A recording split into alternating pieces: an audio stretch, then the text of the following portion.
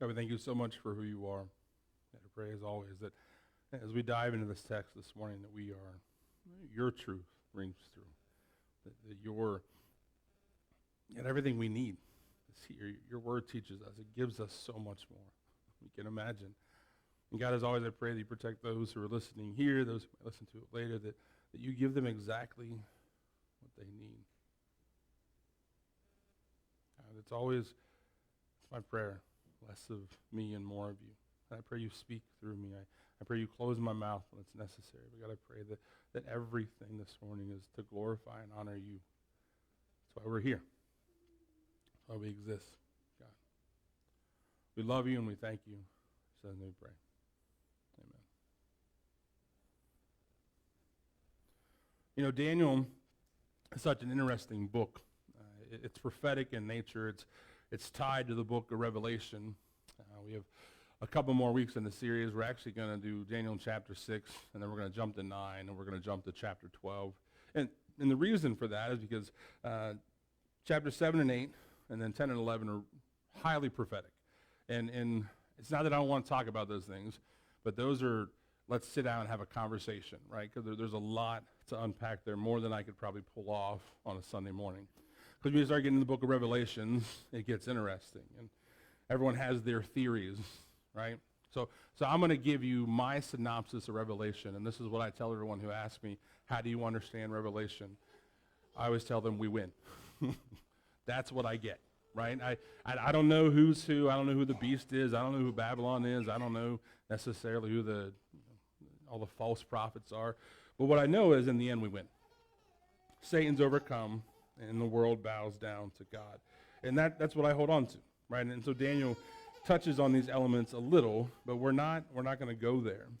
Instead, today we're going to focus on Daniel chapter 5. So chapters 1 through 4 have been interesting. We've seen Shadrach, Meshach, and Abednego, and they're being thrown into the fiery furnace and somehow managing to walk out unscathed. Nebuchadnezzar recognizes a fourth man in the fire. We've seen Daniel and Shadrach, Meshach, and Abednego, his friends, that they come in and they're in exile, and they've been taken into exile, and they're offered the best food, and they choose not to. They eat vegetables and water, and it turns out that they actually look better than all the other people. We've seen a couple dreams where Nebuchadnezzar has been warned more than once that his kingdom will not last. Chapter 3. Chapter 4, Nebuchadnezzar is warned that he's going to be put into exile himself. And yet he refuses to listen. I love the book of Daniel because I think it reflects a couple things about God. One, it reflects that God's sovereign. So God is in all and through all and knows all things, right? He's in charge. I also think it shows God is patient because he gives Nebuchadnezzar a chance, right? It's not like he just comes in and wipes him out. He's trying to get him to realize and warn him and say, listen, if you continue down this path, it's not going to work out well for you. So you get into chapter 4, and Nebuchadnezzar has another dream about his arrogance, and 12 months later, he finds himself in the wild, separated from his kingdom. 7 years, right? 7 years in exile. And then he finally comes home, and he's restored. And it takes all of this to make him acknowledge who God is. And then we get to Daniel chapter 5. You know, one of the things that I think we learn, or we should learn, is we should learn from our past mistakes. Not only ours, but we should learn from other people's mistakes. I try to explain this to my kids all the time, and they don't get it. They want to do something, and I'll say, don't do that. And they're like, why? I'm like, because it's not going to end well for you. And they're like, how do you know? I'm like, because I did that before. Yeah, but it's going to be okay. It's different this time. I'm like, it's not different this time. It's the exact same situation, actually. You're doing the exact same thing that I did. And they're like, yeah, but it'll be fine. And eventually, as a parent, you're like, okay. And you just watch, and you go, and it happens. You're like, yeah, that's what I said, right? I wasn't trying to ruin your life. I wasn't trying not to let you have a good time, but I'm telling you from experience, I've learned that what you're about to step into is bad for you. And so we come into Daniel chapter 5, and we meet Nebuchadnezzar's son, Belshazzar. And Belshazzar is about as arrogant as they come. He's a young man who's come into power, inherited power. The wealth, all of the kingdom wasn't his, but his dad died, and he inherits all of the money, all of the power. And I don't know about you, but I've met people who inherit a lot of money, and they tend not to be really good with it, mainly because they didn't earn it, right? Like I always tell people, I don't even play the lottery, but if I ever won the lottery, I'd be broke by the end of the year. I'm just being honest. I would buy stupid things. I don't know why. I would. I would have 10 Jeeps. I don't even have room for 10 Jeeps, but I would have a Jeep in every color that I liked, because I'm not smart with money, and I know that. I'm aware of that. I'm working on it. But Belshazzar has a really big problem because he inherits all of this power, all of this money, and he decides to throw himself a party. By the way, if there's ever a reason not to get drunk at a party, Belshazzar is it. What's about to unfold here, this is why getting drunk and being in public and making stupid decisions with stupid people, I'm sorry, but it is a stupid decision.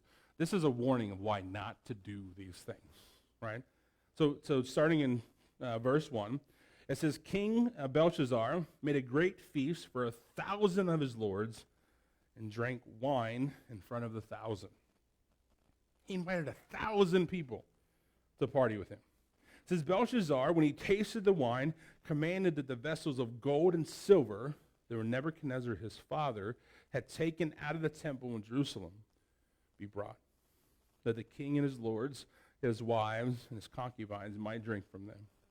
Then they brought in the golden vessels that had been taken out of the temple, the house of God in Jerusalem, and the kings and his lords, his wives, and his concubines drank from them.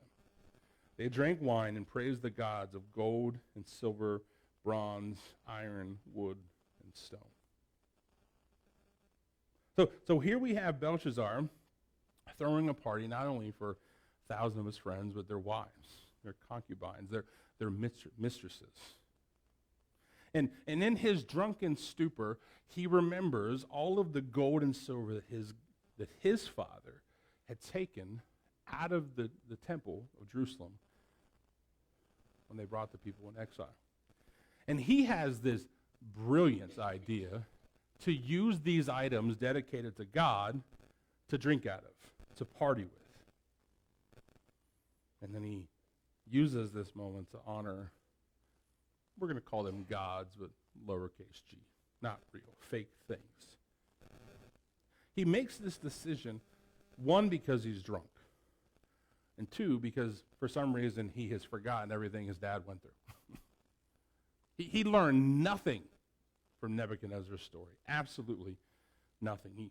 He's full of power, he's drunk, he has this desire to worship his gods by using the items that were dedicated to the God, the one true God. Right? So why does that matter, right? So why are they important? So 1 Chronicles 29, 1 through 9 says, with all my resources, this is not all of it, but it says, I have provided for the temple of my God gold and silver. So it said, David and the leaders of Israel, they would donate large amounts of gold and silver expressing worship and devotion. 2 Chronicles 2 says, skilled craftsmen and precious materials were sourced for the temple's construction, showing the temple's magnificence, right? So you can read that in 2 Chronicles 2, that they, when they built the temple, they made it lavish. They built it. They wanted to make sure that God was honored. They worshiped God by giving things, their talents, giving of their money, giving of their silver, to make sure that God was honored. It said Haggai 2, verses 8 through 9, and this is after the exile. That says, the silver is mine and the gold is mine, declares the Lord Almighty. So God reminds his people that all wealth belongs to him, and he will fill the new temple with greater glory. Ezra 1, verses 4 through 11 and 6:5 says, after the exile, gold and silver articles were taken by Nebuchadnezzar, were returned to Jerusalem to restore worship. So the very items that Nebuchadnezzar took would eventually find their way back. But why does it matter? So gold symbolizes purity, divinity, and value. and worship. Silver, often tied to redemption and support. Giving, the idea of giving to God was Israel's leaders and people gave freely and sacrificially from their wealth. And then ultimately, glory. The temple was a reflection of the glory and the holiness of God, not just human creation. So these were significant items. They were given out of a sense of devotion, out of a sense of worship. There's some sacrifice involved in this as well, because giving of gold and silver, which were valuable items, was them saying, God, we trust you with everything. We give you these things not just to worship you and honor you, but because we could sell these for income, but we're not going to, because you matter more to us. Our things are just things, we worship you. And so all of these are sacred. They're holy. They're given to honor the God of creation. And here you have Belshazzar, who's turned them into common drinking utensils. He's robbing God of the glory that he deserves. He's not honoring God in the same way. He makes a mockery. Again, in his drunken stupor, he makes a mockery of God. He does exactly what one shouldn't do. So we have a problem. So Belshazzar is partying away,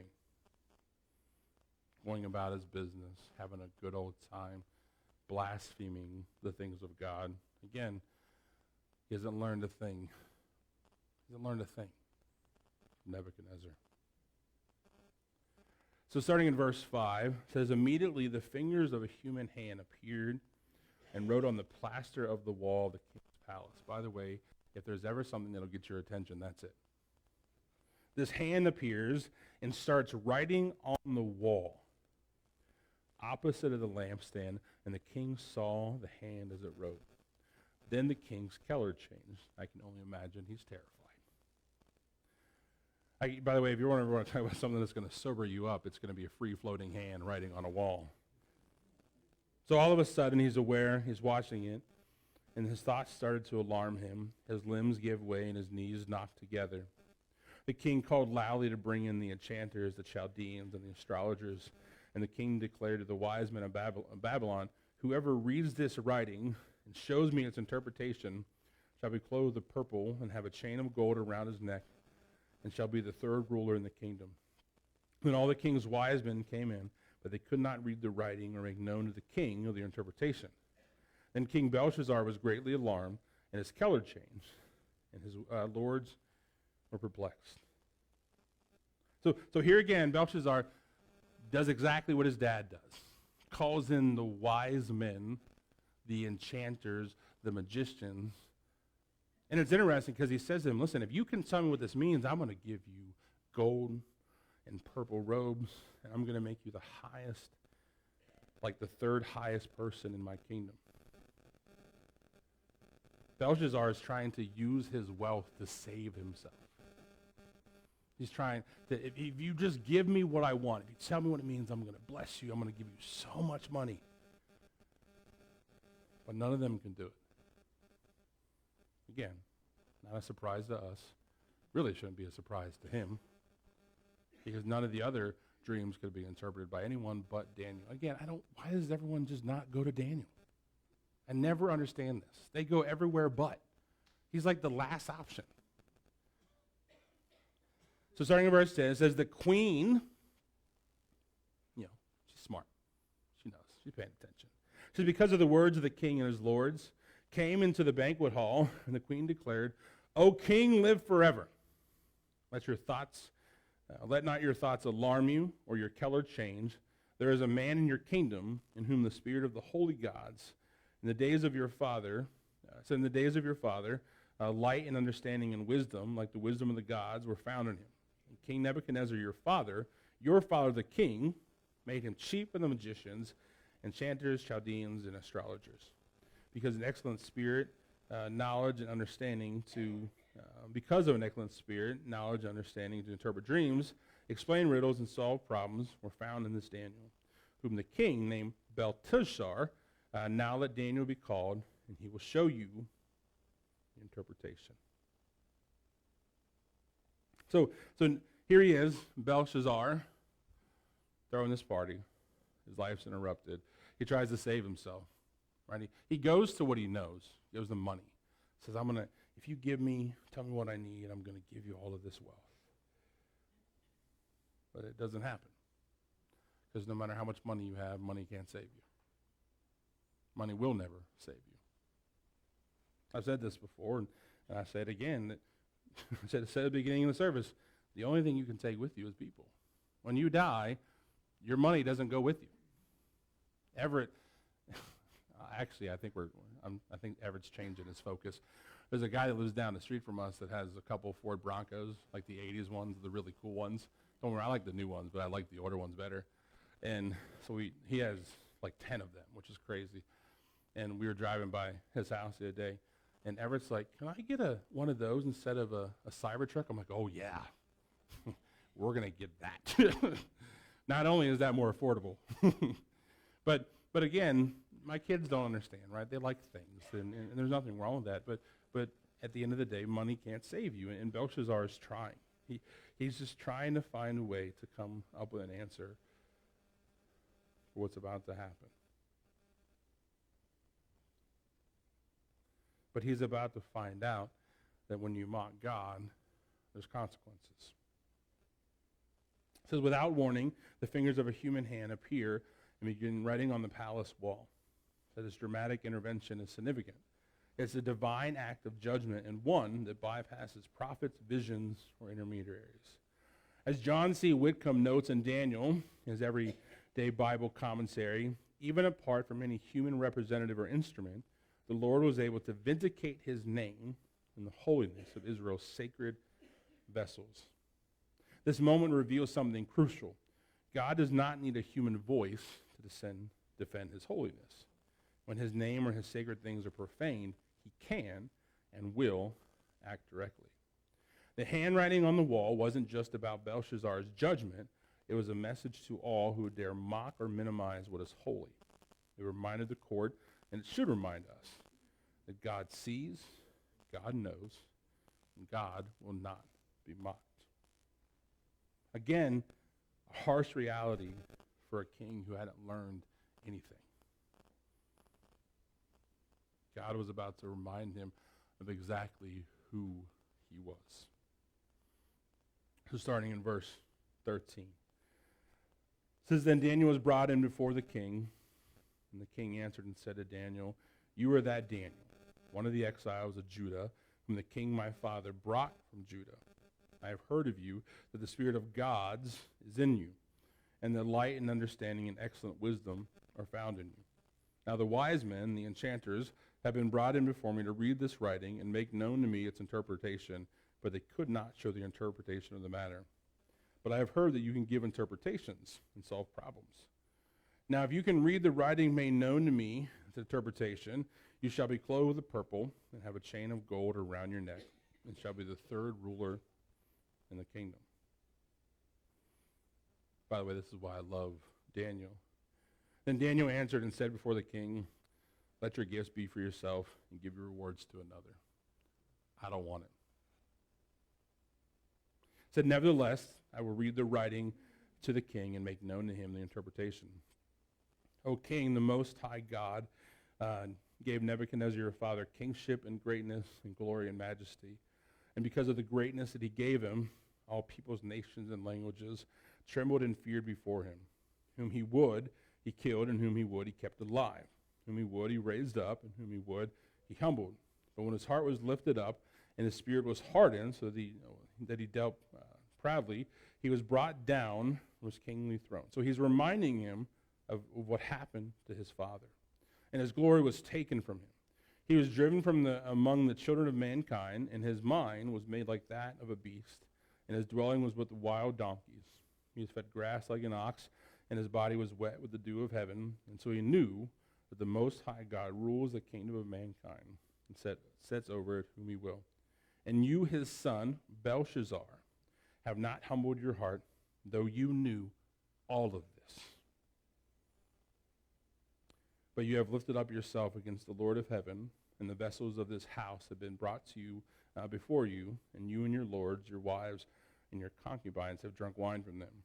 And you have praised the gods of silver and gold, of bronze, iron, wood, and stone, which do not see or hear or know, but the God in whose hand is your breath, the God whose hand is your breath, and whose all your ways you have not honored. Then from his presence the hand was sent, and this writing was inscribed. And this is the writing that was inscribed: Mene, Mene, Teki Parsin. And this is the interpretation of the matter. Mene, God has numbered the days of your kingdom and brought it to an end. Tekel, you have been weighed in the balance. You've been weighed in the balances, and you have been found wanting. Perez, your kingdom is divided and give to the Medes and the Persians. Then Belshazzar gave the command, and Daniel was clothed with purple. A chain of gold was put around his neck, and a proclamation was made about him that he should be the third ruler in the kingdom. That very night, Belshazzar the Chaldean king was killed. It's such an interesting interaction.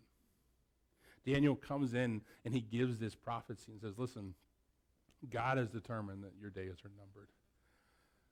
You're not honoring him. You've been warned. You've seen this unfold, right? You've all these choices you're making. God has decided your days are done. And he says the word tekel is you've been found wanting. You're lacking something. You're lacking humility. You've been weighed. You've been set upon the balance, and God has determined that you don't have it. You don't have what it takes.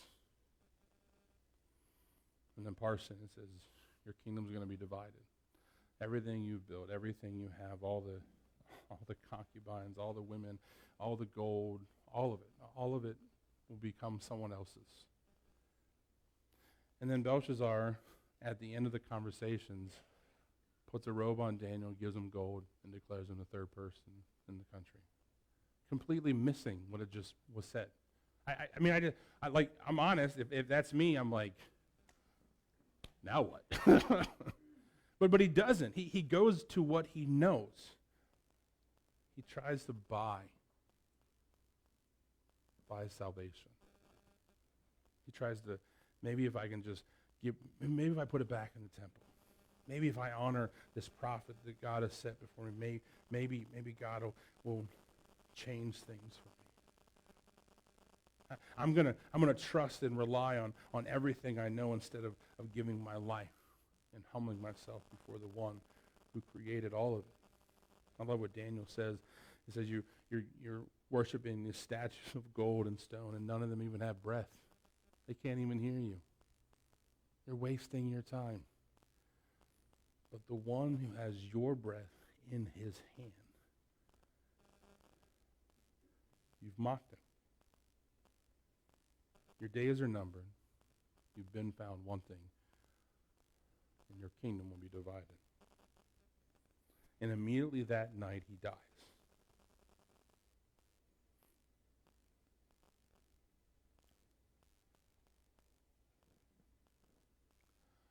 You know, one of the things that I wonder about in my life is what kind of legacy I'm going to leave. I think about that a lot. I turned 39 yesterday, and I told Danny we had a birthday party for 39 because I'm not having one for 40. I'm going to lock myself in my room, and you guys are going to leave me alone until I turn 41. But I sat there and I was thinking about this because, you know, I'm not getting any younger. I'm not, and I know that. And I wonder what kind of life I'm going to leave. What are people going to say about me? What are they going to ask about? What are my kids going to think about me?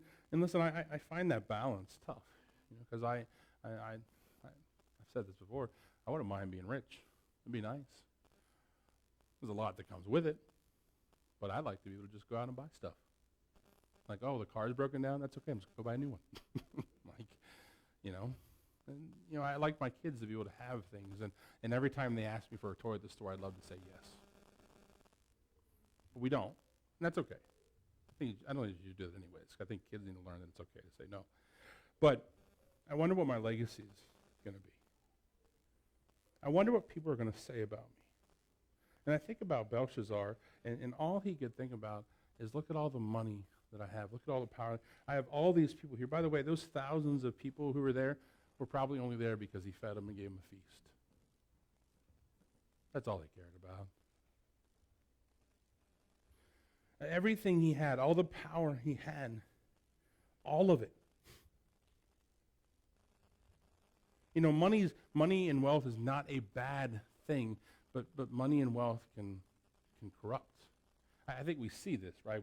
We see this when people have a lot of money, and sometimes the way they act when they live is not godly.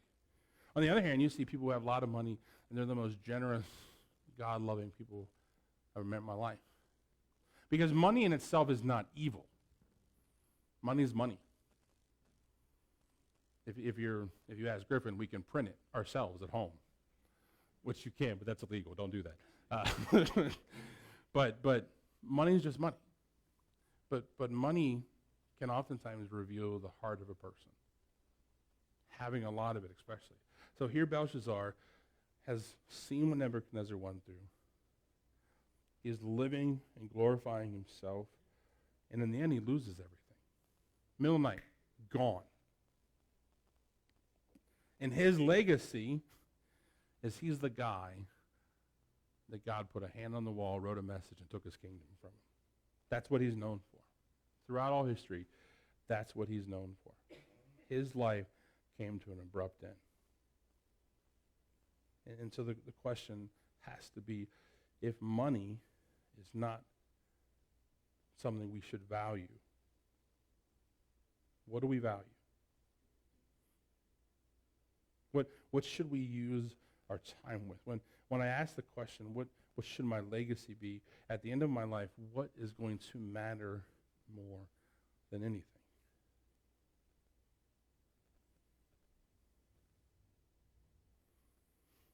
I think that's an important question. Because I think that's going to set the tone for how we understand and how we embrace what's coming. Luke chapter 22, Jesus tells this parable. So he tells a parable, actually, of the tenants. And the parable of the tenants is significant because we see a couple tenants, and they've all been given something, and the master of the house says, now go and invest this. And two of them do, and they go off, and they actually get a return. And the third one is scared, so he buries it and keeps it hidden for himself. And the master comes back, he gives him exactly what he gave him, and the master's like, I don't understand why you did that. Like, I've given you this. Why did you not go do something with it? So shortly after that parable, Jesus is walking along, and one of the things, that we all love to do is pay taxes, right? We all love to pay taxes. That's the funnest part of our entire life. I mean, I can't wait for tax season every year. I'm just kidding. But so Jesus is having this conversation, and the Pharisees are trying to trap him. And they say, when they're talking about paying taxes, should we pay taxes to Caesar or not? And so Jesus whips out a coin, and he says, hey, give me a coin, and he holds it up, and he says, whose face is on this? And they say, well, Caesar. And Jesus, and I love it, man, because Jesus is like the guy that drops the mic and then just walks away, and you're like, I don't know what to do with this. But he says to them, he says, now give Caesar what's Caesar's. So go ahead, pay him his taxes. That belongs to him. His image is on it. Give it to him. But he finishes, he says, but give God what belongs to God. Here's why this is important. Jesus is actually calling back all the way to Genesis chapter 1. Genesis chapter 1, verses 26 and 27, as God is creating the earth, before he gets to us. He says, now let us create mankind in our image. Let people bear my image.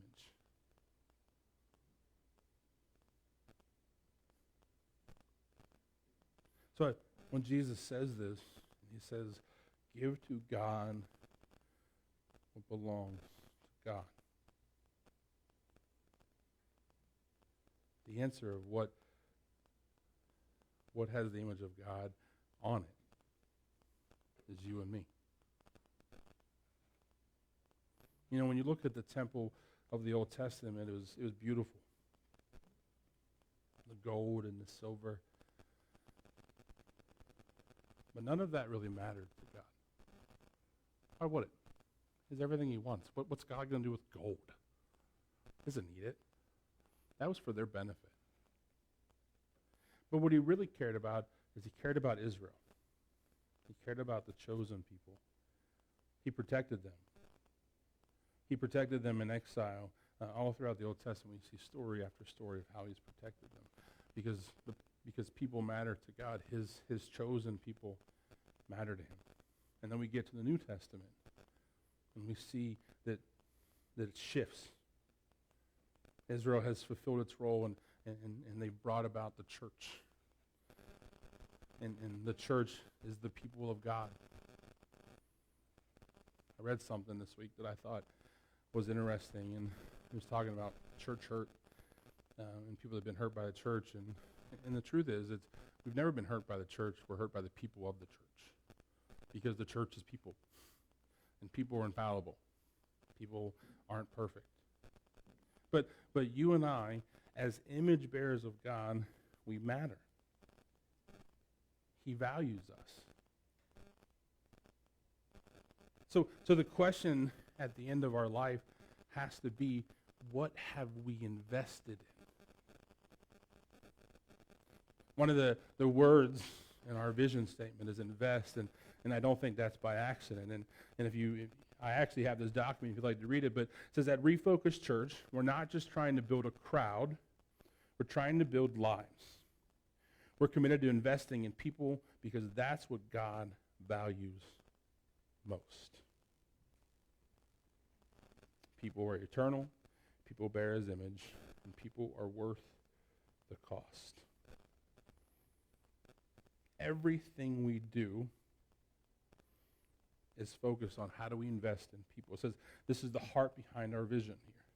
We believe that the most meaningful use of our time, money, and talent is not to build our own empires, but to invest in what bears the image of God. We do this intentionally when we invest our time, our finances, and our service to build God's kingdom. Our goal is to increase missions giving locally and globally, to support local projects that reveal God's love, strengthening community groups for discipleship, creating service opportunities inside and outside the church, and partnering with other churches to maximize impact.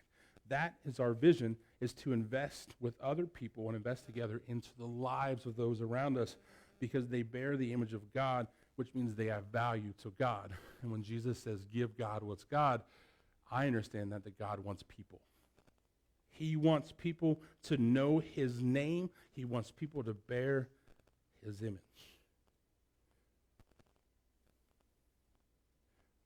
At the end of the day, what you value is what you worship. You are not an accident. You are not forgotten. You are not just another face in the crowd. That you are deeply, undeniably, intentionally valued by God. He formed you, knows you, and placed his very image in you. Nothing else, hear me, listen, nothing else in all of creation carries that honor. Not the stars, not the oceans, not the mountains, only you. Your worth doesn't come from your job title, your bank account, your social status, or your past. Your worth is sealed by the one who made you. Your identity is found in the hands of the Creator who called you his own. And here's the truth. Nothing else will ever satisfy your soul like God will. The world offers cheap imitations, money, fame, success, but they'll all leave you empty. Only God fulfills.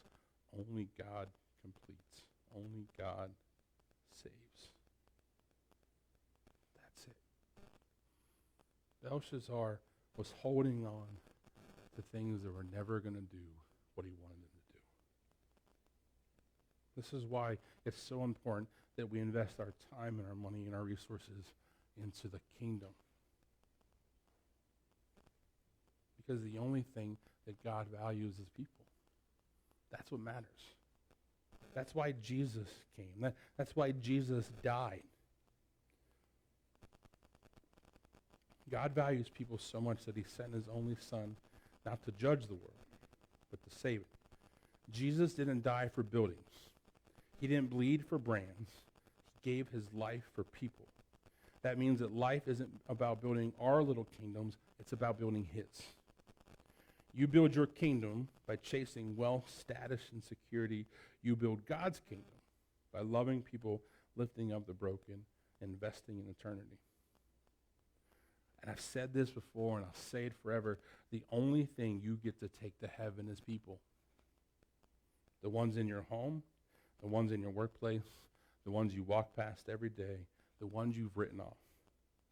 That's it. That's what matters. So as a church, let's live differently. Let's love boldly. Let's give generously. And let's invest fearlessly. Because when it's all said and done, the question won't be, what did you build for yourself? It'll be, who did you bring with you?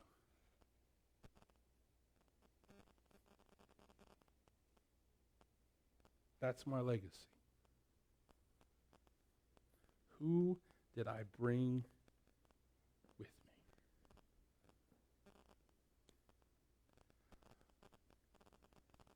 That's the only thing in the world worth seeking. To know that my life made a difference. If God grants me another 39 years, that's the question that should resonate, that should be part of my everyday conversation in my head. Who am I bringing with me? Church, who are we bringing with us? Let me tell you, there's a lot of people in this world that don't know Jesus. Way more than do sometimes. Those people matter to God. So they should matter to us. Let's pray.